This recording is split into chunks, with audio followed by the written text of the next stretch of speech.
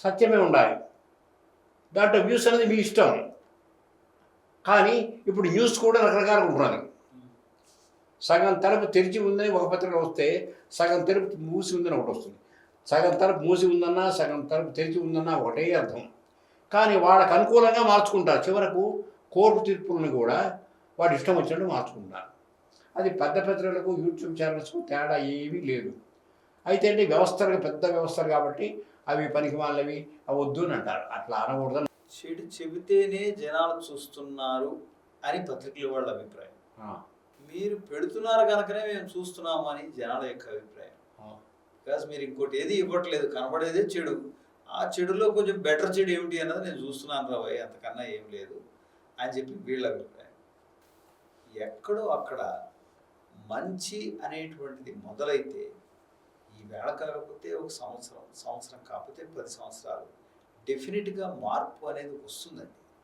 ఇప్పుడు వాళ్ళు ఏదో చేస్తున్నారు, వీళ్ళు ఏదో చేస్తున్నారు కాదు. నేను ఒకసారి ఒక యూట్యూబ్లో నా ఛానల్లోనే ఈ పత్రికా విలేకరుల మీద నాకు ఒకసారి ఏదో చిన్న కథలాగా అనిపిస్తే దాన్నే పెట్టాను నేను.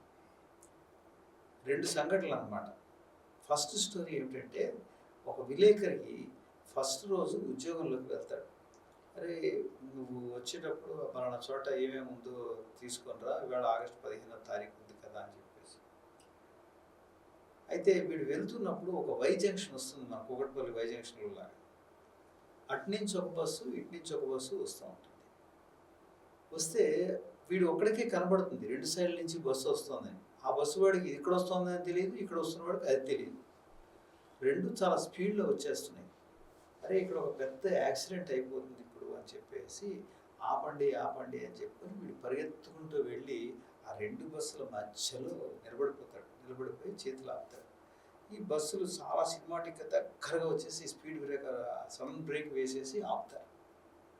అమ్మయ్య అనుకుంటాడు. వీళ్ళందరూ వచ్చేసి చాలా గొప్ప పని చేసామని ఆ బస్సులోంచి దిగి వచ్చిన వాళ్ళందరూ వీడిని పొగిడి పంపించేస్తారు. సరే వీడు ఆఫీస్కి వెళ్తాడు. ఆఫీస్కి వెళ్ళిన తర్వాత ఈవేళ నేను న్యూస్ ఏది తీసుకురాలేకపోయాను, కానీ వస్తుంటే ఇలాంటి సంఘటన ఒకటి జరిగింది అని చెప్పేసి అంటే ఆ ఎండి పిలిచి వీడిని ఉద్యోగంలో తీసేస్తాడు. ఇక్కడ ట్విస్ట్ అది. ఎందుకు అంటే నువ్వు నోరు మూసుకుని ఉంటే ఈవేళ వార్త చాలా గొప్పగా ఉండేది అని. అప్పుడు వాడు ప్రభుత్వాన్ని విమర్శించవచ్చు, ఆర్టీసీని విమర్శించవచ్చు, బస్సు వాళ్ళని విమర్శించవచ్చు. ఇవన్నీ పోయినాయి, నా వార్తకి రేటు పోయింది అని చెప్పేసి వీడు తీసేస్తాడు.